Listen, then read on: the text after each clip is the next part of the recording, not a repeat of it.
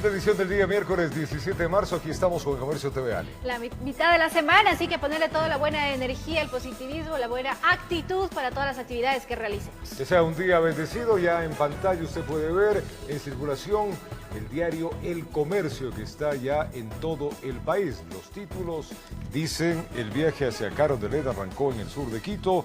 Diversificar los envíos es la tarea pendiente con la Unión Europea. Represión en Birmania suma 180 muertos y 7 provincias sufren más daño por las lluvias. Son los títulos que presenta Diario El Comercio en su edición impresa, que ya está en circulación.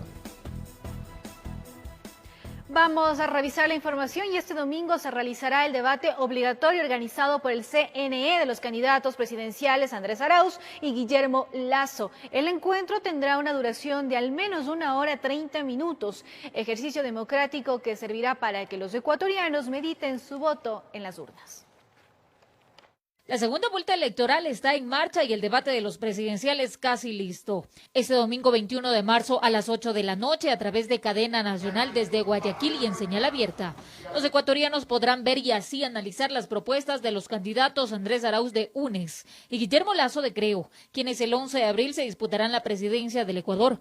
Aquí se abordarán temas relacionados a la problemática del país. Me refiero a los temas de economía, me refiero a los temas de derechos humanos, de desarrollo social, de relaciones internacionales y de los puntos clásicos de desarrollo social como educación, salud.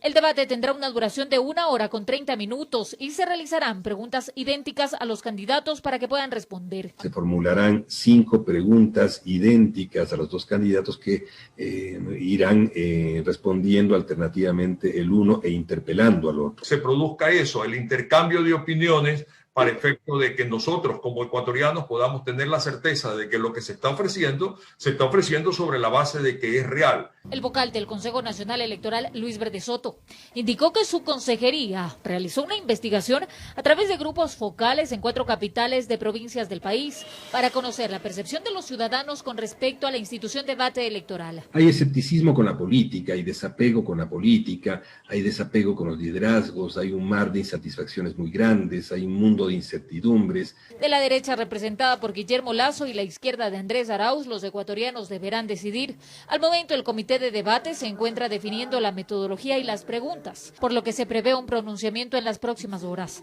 También se espera conocer quién será él o la moderadora del encuentro. Informó Marilyn Jaramillo. Ninguna de las reformas a la Constitución de la República debatidas en el Pleno Legislativo la tarde y noche de este día martes logró conseguir la votación necesaria para modificar la Carta Magna. Entre los puntos de mayor controversia se encontraba la eliminación del Consejo de Participación Ciudadana y Control Social. Precisamente la reforma que planteaba suprimir del tercer inciso del artículo 204 la frase "el Consejo de Participación Ciudadana y Control Social" fue parte de las modificaciones que no lograron conseguir los 91 votos para la aprobación del artículo 19 del proyecto. También se ha propuesto eliminar el Consejo de Participación Ciudadana y sobre todo que todas estas propuestas sean decididas por las familias ecuatorianas en las urnas. Eso ha sido bloqueado el día de hoy. Esto nos da una idea de que la votación, al ser de carácter modificatorio de la Constitución, fue artículo por artículo. En ese sentido, también el artículo 10 del proyecto de reformas que buscaba dotar a la Fiscalía de autonomía administrativa, económica y financiera no fue aprobado. Una vez más, correístas y morenistas se vuelven a juntar en la Asamblea, esta vez para impedir que el pueblo pueda decidir sobre darle independencia a la Fiscalía para que investigue y combata la delincuencia, la corrupción. Y esta fue la constante del total de artículos que llegaron por medio del informe del proyecto aprobado por la Comisión de Enmiendas para su aprobación. Ninguna consiguió concretarse para su incorporación en la Constitución de la República. Informó Javier Rosero. La ordenanza Hoy No Circula rige en el Distrito Metropolitano de Quito. Los días miércoles no se pueden movilizar desde las 6 de la mañana hasta las 20 horas los vehículos y motocicletas que tengan placa terminada en 4, 5, 6 y 7. Si usted incumple con la ordenanza vigente hasta el 31 de marzo, será multado con el 50% de un salario básico unificado, es decir, $200 y la retención de su automotor durante 5 días. Los sábados y domingos la circulación es libre.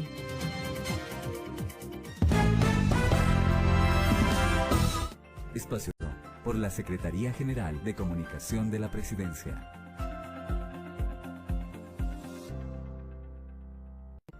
Espacio dispuesto por la Secretaría General de Comunicación de la Presidencia. Ecuatorianos. Tal como se comunicó el 15 de marzo y habiendo terminado la fase 0 de vacunación, el Ministerio de Salud Pública habilitó la página web planvacunarse.es para el registro de todos los adultos mayores correspondientes a la fase 1 de vacunación. Antes que nada, tenemos que pedir muchísimas disculpas por todos los inconvenientes ocasionados en estos 2 días. Estos están directamente relacionados a una congestión de la plataforma y a la validación de información que es extremadamente necesaria en un proceso donde se debe de aplicar 2 dosis de la misma categoría a nuestros ciudadanos. Adicional a esto, como era de esperarse, existió un desmesurado ingreso de personas que no están incluidas en esta fase, que son los menores a 65 años de edad. Nosotros como Gobierno Nacional hacemos un llamado muy importante a la ciudadanía para la corresponsabilidad en este proceso que es extremadamente delicado e importante para todos. Si no es tu fase, no lo intentes. Este es el momento para nuestros adultos mayores porque ellos son nuestra prioridad en este momento. Hoy, aún con estos inconvenientes, ya tenemos más de 200.000 registrados en la página web dentro de la base de datos y gracias al plan de contingencia que hemos desarrollado. A medida que pasen los días, la saturación de la página web irá bajando y todos nuestros adultos mayores estarán registrados en el plan vacunarse.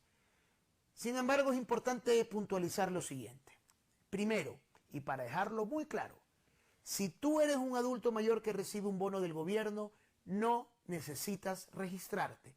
Nosotros nos encargamos de tu registro y te llegará automáticamente un mensaje de texto o un correo electrónico de confirmación indicando que ya estás registrado para este plan de vacunación. Si hasta 72 horas no recibiste aquel mensaje o correo electrónico, puedes contactarte al 171, que es una línea gratuita, para indicar que no has recibido aquella confirmación e inmediatamente un equipo te habilitará tu registro. Asimismo, a ti jubilado del Instituto Ecuatoriano de Seguridad Social, que tienes más de 65 años de edad, te llegará un mensaje de texto, un correo electrónico confirmando tu registro, indicando que ya te encuentras dentro del plan de vacunación. Igualmente, en 72 horas, si no recibes aquel mensaje de texto con la confirmación de tu registro, te comunicas al 171 e inmediatamente nuestro equipo te habilitará dentro del plan vacunarse.es. Para las zonas rurales del Ecuador es importante informar que están habilitados los infocentros para que se puedan acercar a realizar su registro en la plataforma digital y paulatinamente iremos incrementando más puntos de registro para todos los ecuatorianos. Les recuerdo a los adultos mayores que reciben un bono del gobierno y a los jubilados del IES mayores de 65 años. No necesitan registrarse. Nosotros lo hacemos por ustedes. Este es el momento de arrimar el hombro. Es el momento para lograr que hasta el 20 de mayo todos los adultos mayores de nuestro país estén vacunados. Juntos, sin duda, juntos, llegaremos a la meta. Estamos segurísimos de aquello. Un fuerte abrazo para todos y que Dios los bendiga. Sembramos futuro. Autorización número 3107, CNE, Elecciones Generales 2021. Espacio dispuesto por la Secretaría General de Comunicación de la Presidencia.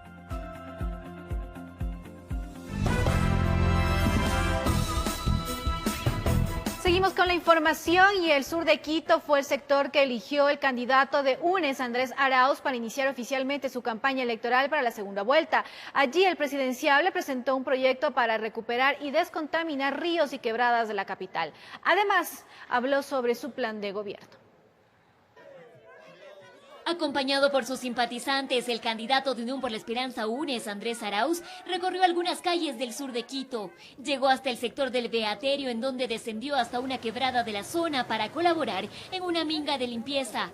Allí escuchó la preocupación de los moradores en torno a la contaminación y falta de obras de mitigación en este caudal que generarían incidentes, sobre todo para quienes viven a orillas de este afluente. Con la contaminación no solamente aquí vemos, hay niños, hay personas de tercera edad y tantas que no afecta no solamente hasta la juventud, embalamiento o algo, que se haga ahí un tratamiento. Es indigno que más de 23 años nosotros estemos sufriendo de esa manera, de aguas hervidas. En este marco prometió que en su gobierno el tema ecológico será prioridad, para lo cual propuso un proyecto de recuperación y descontaminación de quebradas de la ciudad.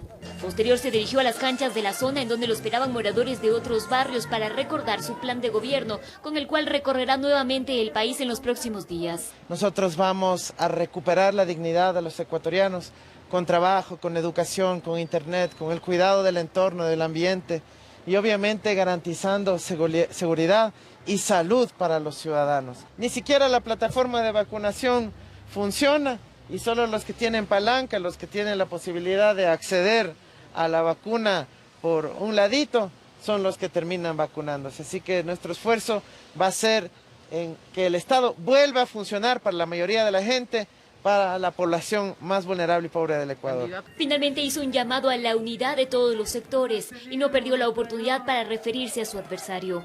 Este 11 de abril, nosotros justamente nos jugamos eso, nos jugamos la vida, porque de continuar un gobierno al servicio de los banqueros, no se va a privilegiar la vida, porque ellos no están pensando en los ciudadanos y en los seres humanos, están pensando apenas en un estado contable, en la situación de sus bolsillos. En horas de la tarde su campaña continuó con una caminata puerta a puerta en el sector de Cotocollao norte de la ciudad. En Quito informó Adriana Rojas. Mientras tanto, que el candidato a la presidencia por Alianza Creo PSC, Guillermo Lasso, inició sus actividades de campaña en un encuentro con campesinos y agricultores en Cutulagua. Esto es en el extremo sur del distrito metropolitano de Quito. Su propuesta a este sector fue créditos con bajo interés. Además, ratificó que fortalecerá la dolarización. Veamos. Con el ofrecimiento de construir un plan habitacional en Santa Rosa de Cutulagua, en el cantón Mejía, extremo sur de Quito, el candidato a la presidencia por la Alianza Creo Partido Social Cristiano, Guillermo Lasso, inició oficialmente su campaña para la segunda vuelta electoral en un encuentro con la Unión de Organizaciones Indígenas y Campesinas residentes en la capital. Vamos a trabajar para promover la inversión y la generación de empleo en el Ecuador. El presidenciable realizó un recorrido por el sector en compañía de su esposo y de varios asambleístas del movimiento. Un evento al aire libre en el que cientos de simpatizantes se dieron cita para escuchar sus propuestas. Entre ellas anunció créditos para agricultores y emprendedores. Con crédito a los pequeños agricultores, a los pequeños ganaderos del Ecuador, al 1% de interés. A 30 años plazo. Ratificó su compromiso de fortalecer la dolarización y aseguró que pondrá en orden la economía del país. En esta línea criticó a su adversario, el candidato Andrés Arauz. Arauz plantea la desdolarización en el Ecuador. Nosotros queremos fortalecer la dolarización. Dijo que la prioridad será el tema sanitario, vacunar a 9 millones de ecuatorianos en los 100 días de su gobierno, pero fue enfático en señalar que no habrá privilegios para la aplicación de las dosis. No habrá privilegios para nadie. Tenemos que exigirle al actual gobierno que publique la lista de quienes se han vacunado. También hizo ofrecimientos para la juventud. Indicó que se abrirán caminos para mejorar el acceso a la educación superior. Informó Priscila Cadena. Vamos a un corte comercial. Al retornar les contamos justamente que en Manta y otros cantones de Manabí se registra escasez de oxígeno medicinal para tratar a pacientes con COVID-19. Ya regresamos con esta información y mucho más.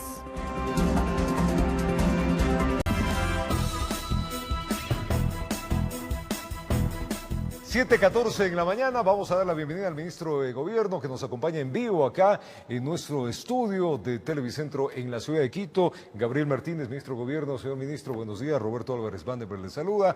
Es un placer tenerle aquí, señor ministro. Muy buenos días, gracias Roberto por la invitación. Bueno, se reunió ayer con la fiscal general, cuéntanos detalles, ¿cómo le fue?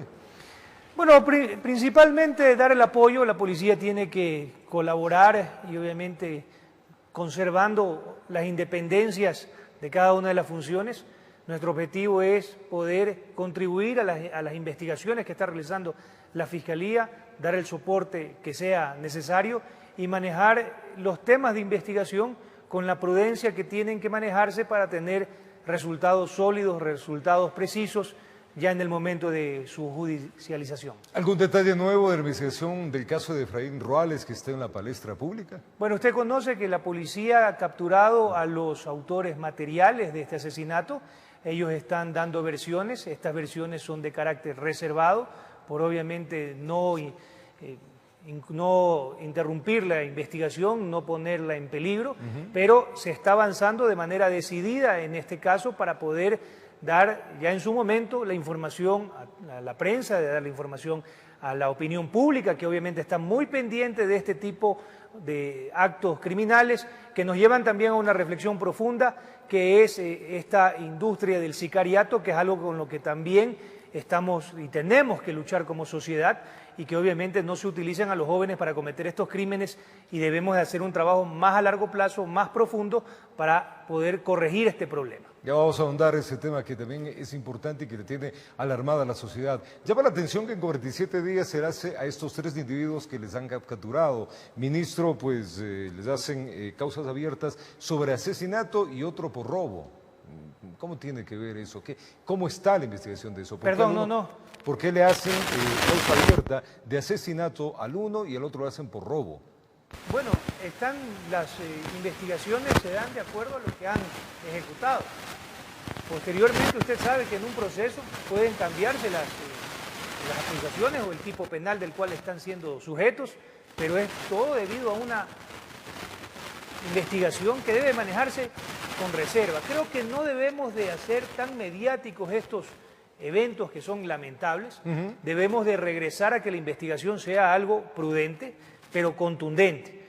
De esta manera evitamos de que estas situaciones creen gran conmoción o que la opinión pública obviamente exige una resolución rápida de estos problemas, pero tenemos que entender de que estos procesos investigativos tienen que ser sólidos, tienen que tener evidencia, tienen que tener versiones importantes, y tenemos que también proteger a quienes dan esas versiones, y por eso lo clave de poder mantenerlas en sigilo.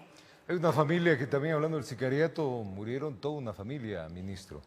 Dentro de eso, pues ahí también las investigaciones datan de que podría ser el sicariato, que sin duda lo que usted había manifestado hace un momento, el problema grave que se tiene cuando pues son muchachos que están entre los 17, 18, 19 años de edad, en que lamentablemente pues por procesos del que el país vive son, no sé, reclutados en este punto, más allá de lo que se podía dar, y son los ejecutores. Esto mismo se evidenció en el caso de Efraín Ruales, pero en el caso de esta familia, ¿qué le informó? ¿Qué le dice la fiscal? Porque llama la atención de que aparezcan de esa manera.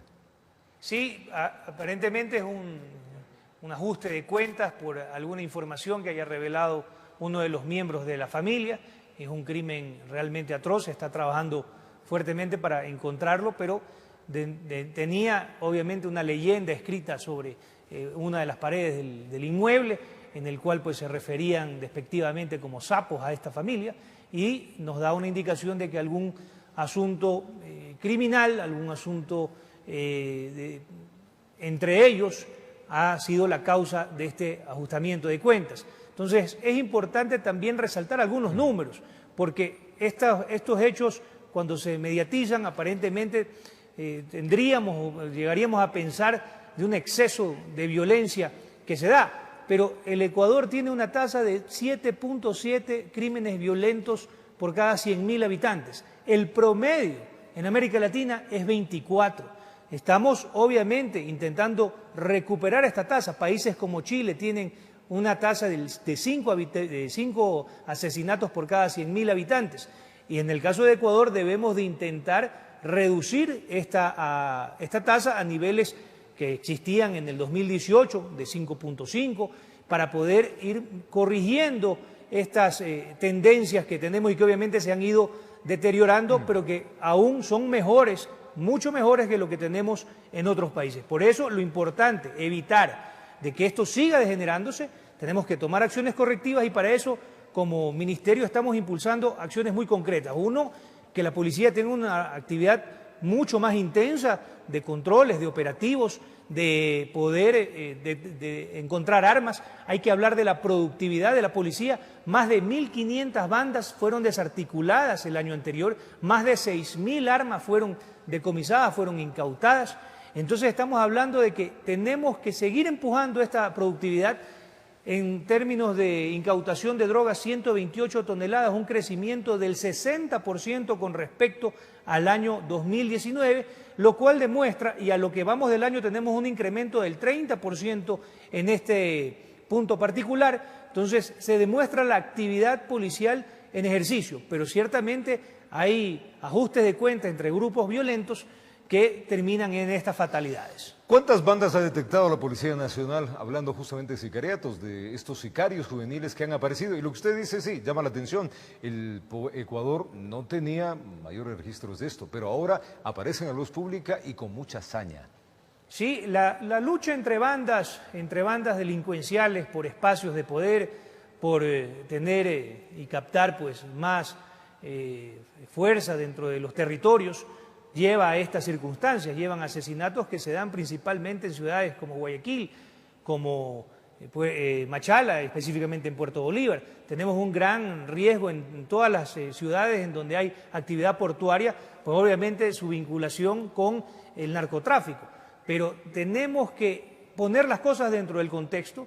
Un proyecto de 100 UPCs a nivel nacional en diferentes cantones del país para reforzar la presencia policial en nuestras comunidades. De esta manera tenemos que seguir trabajando, pero dentro de un proceso muy dinámico en el cual pues hay cambios permanentemente. Tenemos que hacer fuertes controles en migración, tenemos que evitar de que lleguen a nuestro país personas vinculadas y con eso se está haciendo un trabajo importante en tener más inteligencia. Hemos dentro de la política carcelaria también trabajar con el Centro de Inteligencia Estratégico del país en tener una división específica de inteligencia carcelaria para que estos centros de reclusión no se vuelvan pues en los centros de operaciones de las bandas delincuenciales. Entonces hay muchas cosas por hacer. El trabajo que se ha venido realizando es un trabajo importante que se demuestra en resultados, pero todavía tenemos grandes esfuerzos que hacer y también vienen de la mano con esfuerzos en formación que deben de realizarse en nuestras comunidades y en nuestra sociedad. ¿No será que nos falta también mayores agentes de la policía por nivel de población, señor ministro? Mire, tenemos 53.000 policías. Yo creo que hay herramientas tecnológicas en las que tenemos que mejorar, mejores servicios de vigilancia, de poder observar, tenemos que trabajar más de la mano con los gobiernos autónomos descentralizados en las ciudades. Eso es algo importantísimo, poder generar esta sinergia con los municipios para trabajar en la seguridad de cada uno de los cantones. Entonces, yo creo que a nivel de cantidad de policías estamos bien, esto se va creciendo a medida que pasa el tiempo y obviamente la intención es tener una fuerza policial más que numerosa, muy bien capacitada, muy bien equipada, para lo cual también se está trabajando con armas, municiones, chalecos antibalas, equipos que les permitan hacer mejor su trabajo y obviamente protegerse en el ejercicio de su trabajo. Entonces tenemos que pensar más que en la cantidad, en una policía mucho mejor equipada para poder hacer su trabajo y con mucho más soporte. Usted debe recordarse momentos en que policías que han usado sus armas han terminado después en prisión sin tener una sentencia que los condene por haber hecho su trabajo. Entonces tenemos que darles el respaldo desde la parte política para que puedan actuar con la dureza del caso, con la firmeza del caso, con la progresividad del caso, cuando tengan que enfrentar un hecho de violencia. Y creo que esto se ha venido dando y ha afortunadamente, después del caso que existió en Mira, ya no tenemos situaciones en las cuales policías terminen presos o con una prisión preventiva mientras se dilucida su caso, sino que tienen medidas sustitutivas que les permiten defenderse en libertad. Hay quejas ciudadanas en eso, ministro, que los jueces protejan a los delincuentes, que la policía hace su trabajo, pero llegan a la fiscalía, llegan donde los jueces, y los jueces les dan trámite y salen inmediatamente. Hay un problema importante ahí, y hay problemas como un dato claro. Usted tiene 1.600 policías en las cárceles custodiando la parte perimetral y tiene 1.200 policías custodiando arrestos domiciliarios. 1.200 policías cuidando personas que están privadas de su libertad en sus domicilios, lo cual es algo impensable por la cantidad de recursos que esto demanda. Estos policías bien podrían servirnos en las calles, bien podrían servirnos en otras actividades protegiendo a los ciudadanos. Y tenemos el otro tema de que parecería un saco roto en el cual se hacen los esfuerzos investigativos, se hacen los esfuerzos en la Fiscalía y luego terminan libres personas que tienen antecedentes, que tienen crímenes violentos. Entonces, hay que ver esto con la integralidad que se requiere. En esto tienen que participar, obviamente, el órgano judicial, la Fiscalía y el Gobierno Nacional, la Policía a través del Ministerio, para poder tener una política de seguridad integral, que es lo que requiere el país para no desperdiciar recursos. Esto de estar cogiendo gente presa y luego que se libere es una pérdida de tiempo, de recursos y obviamente una burla también a la sociedad.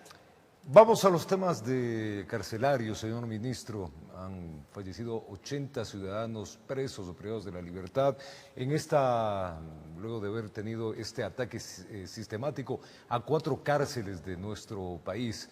Bueno, ¿qué acciones se han tomado para evitar todo esto? Aquí hemos tomado acciones primero de corto plazo y tenemos que dejar políticas de largo plazo para la implementación posterior de las autoridades que vengan.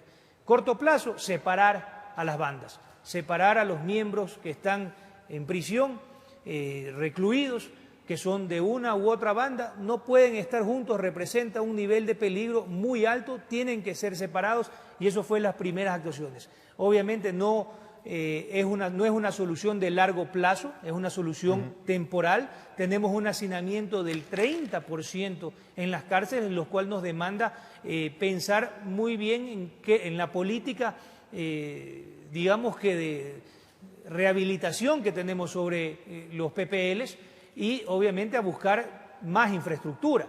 Mientras hacemos esto, mucha más intensidad en las requisas diarias. Todos los días sacamos armas, celulares, droga de las prisiones, armas blancas y armas de fuego, lo cual pues es muy peligroso. Y estamos trabajando para mejorar los controles en los accesos, tanto de visitantes como principalmente de insumos y de alimentos. Usted tiene en la cárcel regional número 4 Guayaquil que llegan hasta 20 carros diarios con alimentos, cientos de quintales de papa, cientos de quintales de arroz, y de esos en donde nosotros tenemos obviamente la gran certidumbre de que es donde más ingresan elementos que son prohibidos dentro de un centro de rehabilitación.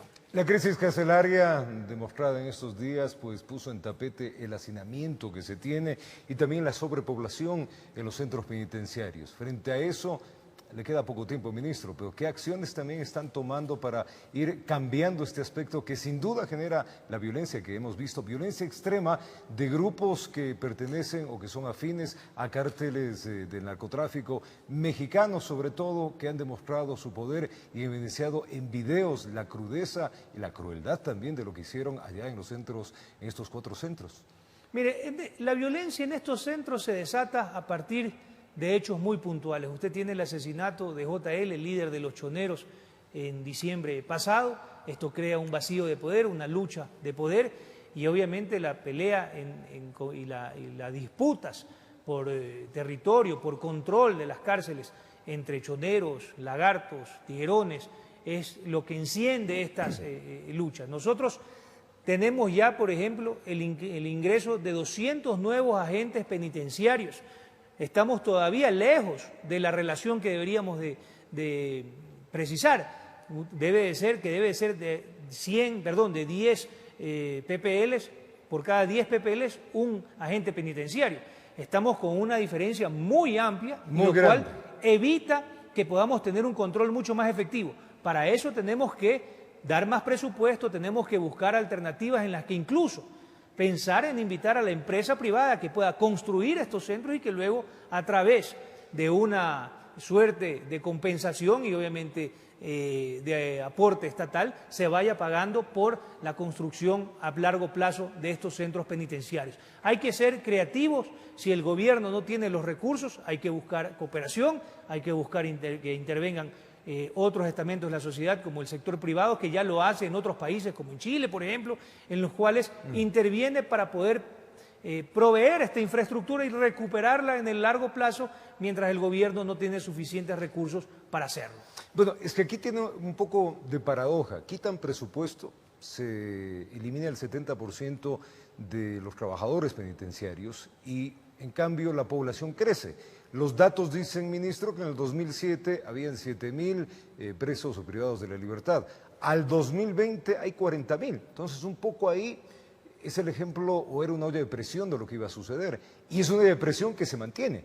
Mire, eso también es importante analizarlo. La población carcelaria ha crecido, estamos alrededor de 38.000 personas privadas de la libertad, y dentro de esos un gran porcentaje no está sentenciado.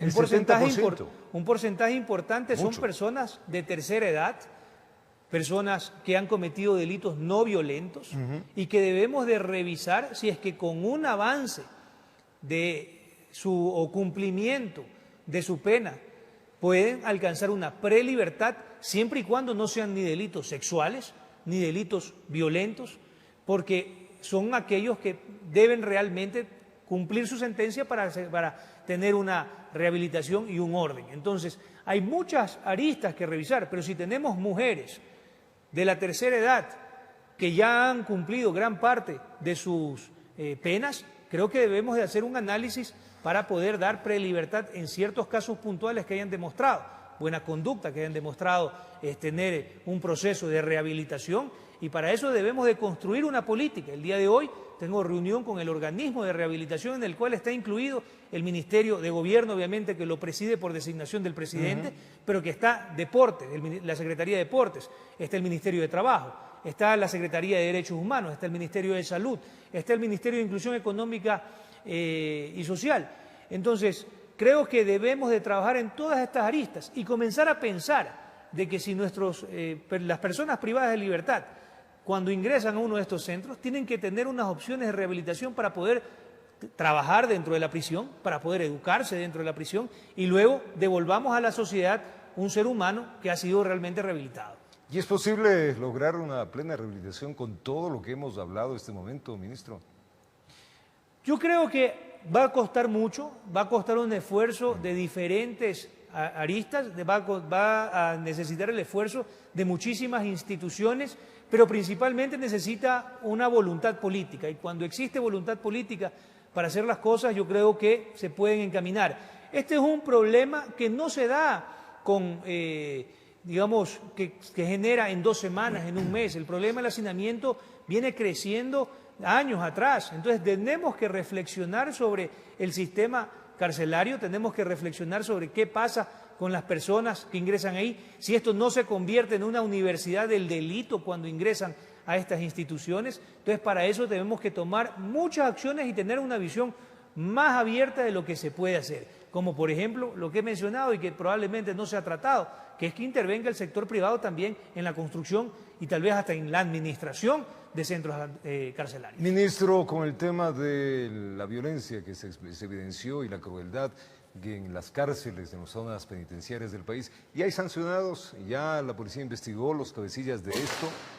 Hay investigaciones, fue uno de los temas que se trató ayer con la fiscal general, el proceso que ya están abiertos de aquellas personas que cometieron los delitos atroces en las cárceles. Usted debe entender también que son personas que tienen a veces sentencias ya de 20 años y que para ellos cometer un delito más no les hace mucha diferencia en el tiempo que van a permanecer dentro de las cárceles. Saben que van a estar probablemente el resto de sus vidas en estas prisiones. Entonces, se actúa de manera diligente en los procesos. Cuando yo estuve la semana pasada en la cárcel regional 4 y la requisa demostró armas de fuego, armas blancas, drogas, celulares, se actúa inmediatamente llevando a estas personas a la Fiscalía para que inicien los procesos penales. Entonces hay un trabajo coordinado que esperamos acentuarlo, que esperamos fortalecerlo, porque así es como debe de funcionar la institucionalidad, respetando las labores de cada una de las instituciones y su independencia, pero colaborando con el mismo objetivo, que es tener una sociedad mucho más segura. Usted también, ministro Martínez, es el ministro de la Política. Hay un tema que está flotando en el ambiente, que es la ley de la protección de la dolarización. Bueno, ¿cómo estamos con ese tema? Al parecer, ahí tiene que hablar fuerte con los legisladores. Bueno, hay un proceso en el cual Finanzas generó mesas de trabajo con la Asamblea, un trabajo entre el ministro de Finanzas y el presidente de la Asamblea para poder pasar un primer filtro, que es el CAL, el Consejo Administrativo de la Legislatura. Y tenemos que nosotros pasar ese primer tema y poner a discusión una ley que se trata de despolitizar al Banco Central, despolitizarlo, porque aquí creo que el común de los ciudadanos y el común de los líderes políticos también, el común a pesar de las diferencias en otros temas, creo que si hay algo que tenemos en común todos los ecuatorianos y en lo cual concordamos, o la gran mayoría, es que hay que defender la dolarización. Entonces, pero para defenderla debemos de mantener la independencia de las instituciones que son esenciales para esta conservación, y debemos de proteger de que cualquier acción política pueda afectar la sostenibilidad de este modelo. Y por eso es importante socializarlo más, es importante discutirlo más, es importante recibir aportes por parte del legislativo si así se vuelve pertinente, enriquecer el texto de la ley, pero creo que todos coincidimos en que debemos de dejar esto para que sea el candidato que llegue. No se trata aquí de personas, sino se trata de fortalecer y de defender un modelo en el que todos estamos de acuerdo, en el que todos lo aceptamos y queremos protegerlo de cualquier decisión que pueda ponerlo en peligro. Ministro, agradecerle su presencia acá, haber conversado de varios temas, desearle una buena semana, ojalá alcance todo el tiempo, estamos ya de salida en el gobierno, todo el tiempo de lo que usted nos ha indicado. Muchas gracias, Roberto. Gracias a Gabriel Martínez, ministro de Gobierno. Tiempo de una pausa, nosotros ya venimos con más.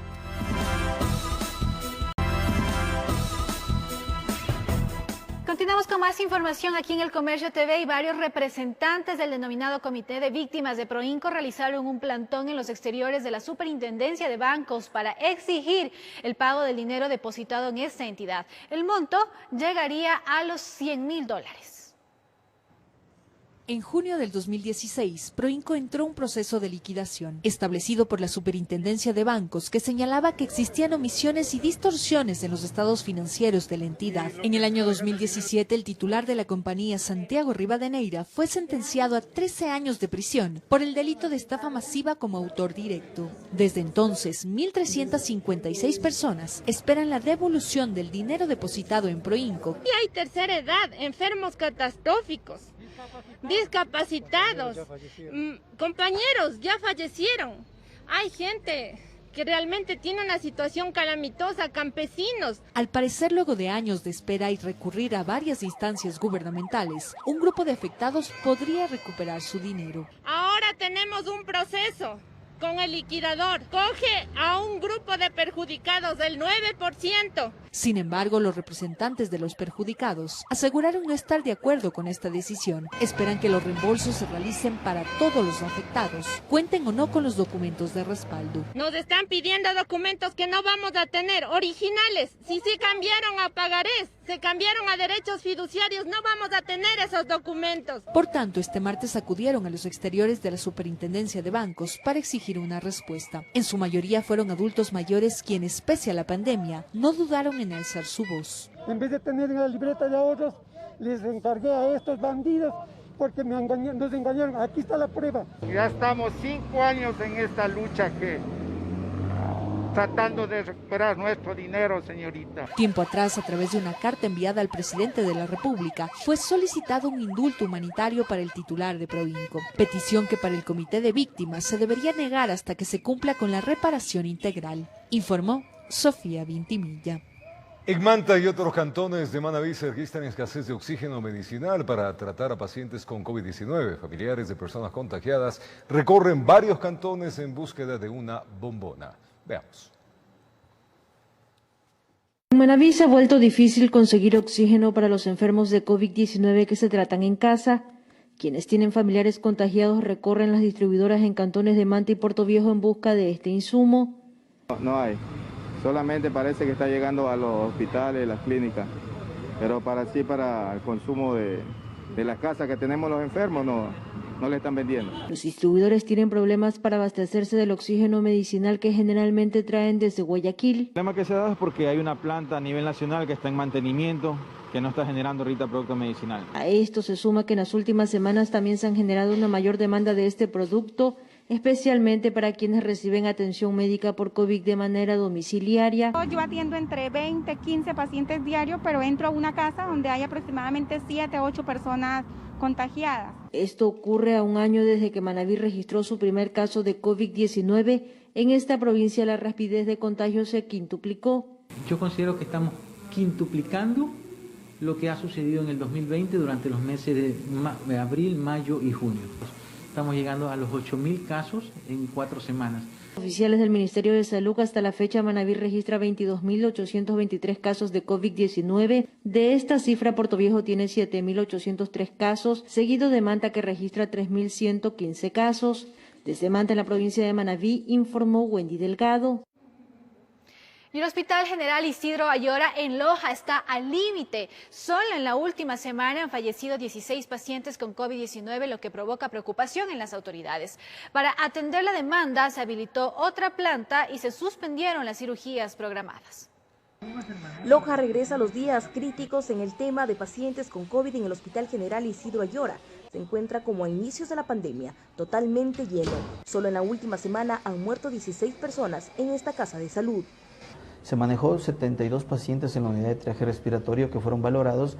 Diagnosticamos 50 de estos pacientes con complicación grave y moderada que fueron hospitalizados, un número muy elevado de hospitalización. Recordar más o menos números parecidos en el mes de agosto. Por el momento se suspende el área de cirugías programada y se habilita otra planta para atender a la gran demanda de pacientes que llegan con problemas respiratorios. Hemos aprendido mucho, sabemos que es una enfermedad de avance lento y que los resultados no son a corto plazo y son a largo plazo. Se pide a la ciudadanía tomar las debidas precauciones, pues los casos de COVID aumentan de una manera considerable. Este hospital responde a la demanda de pacientes regional como parte de un hospital de la zona 7 de salud, la provincia de Loja, provincia de Zamora y parte de la parte sur de la provincia del Oro. Es así que nuestra demanda va de 100 a 150 pacientes en emergencia no COVID diarias. En Loja informó Marcela Constante Brito. Y tras de un año de la declaratoria de estado de excepción por el COVID-19, el sector comercial y turístico siguen en el intento por retomar sus actividades para evitar más pérdidas y cierres de negocio. En tanto, la tasa de desempleo ha ido en aumento desde ese entonces. Le contamos. Hemos escuchado de los expertos que si Ecuador no corta de raíz el problema, puede llegar a tener más de 800.000 personas contagiadas. De esta manera, el 16 de marzo de 2020, el presidente de la República, Lenín Moreno, mediante cadena nacional hizo la declaratoria del estado de excepción para evitar la propagación del COVID-19 en el Ecuador, ya que hasta ese momento se registraban 2 muertes por el virus. Se dispuso toque de queda, suspensión total de la jornada laboral presencial en el sector público y privado. Además, se cierran los servicios públicos, a excepción de salud, seguridad, servicios de riesgo y aquellos que por emergencia los ministerios decidan mantener abiertos. Así fue como del 1.041.989 de los negocios registrados en el país, alrededor del 75% suspendió sus actividades en los primeros meses de la pandemia, pero lo que pensaron sería algo momentáneo. Para ciertos locales no fue así debido a que muchos no soportaron la falta de ventas por la crisis sanitaria y tuvieron que cerrar sus puertas definitivamente. En la actualidad, el área comercial sigue intentando reponerse, ya que desde aquel anuncio se han registrado 30.090 millones de dólares en pérdidas. Solo en el sector turístico la cifra supera los 2.000 millones de dólares. Entre hoteles y restaurantes, por ejemplo, 100 son los establecimientos cerrados hasta el momento. Todo esto nos lleva a revisar otras cifras, las de desempleo, situación que ha marcado a muchos ecuatorianos y aún más con la pandemia. Según el Instituto Nacional de Estadísticas y Censos, en el 2009, año en el que aún no estaba el coronavirus en el país, el porcentaje a nivel nacional de aquellos que no tenían trabajo era del 3,8%, es decir, 311.134 personas. Ya en el año 2020, por la crisis sanitaria, la cifra aumentó el 5% de desempleados, lo que equivale a 401.305 personas. Pero eso no es todo. De diciembre 2020 a enero 2021, ese número pasó de 5 a 5,7%. Eso significa que en tan solo un mes, 76.107 personas se quedaron sin trabajo. Estos son otros de los efectos que el COVID-19 va dejando en el Ecuador, además de los contagios que aún no han parado, ya que hasta el 16 de marzo de 2021 se contabilizan 302.854 personas con coronavirus en el país, informó Celeste Dueñas. Y autoridades realizan recorridos por las escuelas y colegios que abrieron sus puertas para el plan piloto de regreso a clases presenciales. Este miércoles se brindará una evaluación sobre las 77 instituciones. Los planes pilotos de regreso a clases que se cumplen en 77 establecimientos educativos del país son evaluados por las autoridades. Uno de ellos es el Colegio Alemán, en el que se observa lo siguiente. Cumplen con toda la característica que ha pedido el protocolo. Primero, que el padre de familia es quien decide si envía o no a sus hijos. Segundo, el tema de aforos. Tercero, usted ve las áreas abiertas, ventiladas. Tenemos más vigilancias en los recreos. Separamos las clases para saber si hay algún caso de COVID, no tenemos que cerrar todo el colegio. Este miércoles, los ministerios de Salud y Educación brindarán un reporte de los resultados del pilotaje que aplica la modalidad semipresencial. De ser favorables, se podrían tomar nuevas medidas. Para UNICEF, el retorno a las aulas es necesario, pues los menores han pasado un año de encierro en sus casas y pasar otro en aislamiento puede ser riesgoso. Y nos parece que esto les está haciendo mucho daño. Está haciendo daño en el sentido de una pérdida de aprendizaje, pero también en el caso de muchos niños que iban al colegio a recibir una colación tampoco la están recibiendo. La protección que supone el ir al colegio, la protección contra la violencia, tengamos en cuenta que ahora los hogares en Ecuador se han visto muy afectados por la pandemia, ¿no? Entonces hay una ansiedad, que puede generar en violencia. Según UNICEF, 4 de cada 10 adolescentes presentan ansiedad, cambios en sus comportamientos por la falta de contacto con el exterior. Otro grave problema es el abandono escolar, pues se teme que muchas niñas y niños se hayan dedicado al trabajo infantil. Se espera que para este miércoles las autoridades den respuesta de qué sucederá con las escuelas y colegios restantes, informó Valeria Navarro. Vamos a contarles ahora que el presidente Lenín Moreno, durante su intervención en la 4ª reunión del Foro para el Progreso de América del Sur, PROSUR, resaltó el apoyo que las naciones de la región requieren de los organismos internacionales para acceder a créditos y asistencia financiera y a la par que la región continúe trabajando coordinadamente con actores fundamentales como el BID y la CAE y el CAF. Además, pidió que organismos financieros internacionales analicen la posibilidad de ampliar los cupos para préstamos en condiciones favorables y también a través de garantías que no impliquen desembolso de recursos en primera instancia y únicamente se ejecutaría en casos de incumplimiento. Por eso, nuestro compromiso es seguir impulsando este foro y expresando nuestra necesidad de acceso a créditos internacionales y asistencia financiera. Y, por supuesto, nuestra posición de trabajar coordinadamente con el Banco Interamericano de Desarrollo y el Banco de Desarrollo de América Latina, que han sido, sin duda alguna, actores fundamentales. En el caso de Ecuador, su aporte ha sido determinante para sostener nuestra economía. Desde que empezó la pandemia, hemos recibido más de 7.000 millones de dólares de organismos multilaterales y aproximadamente 706 millones del Banco Interamericano de Desarrollo.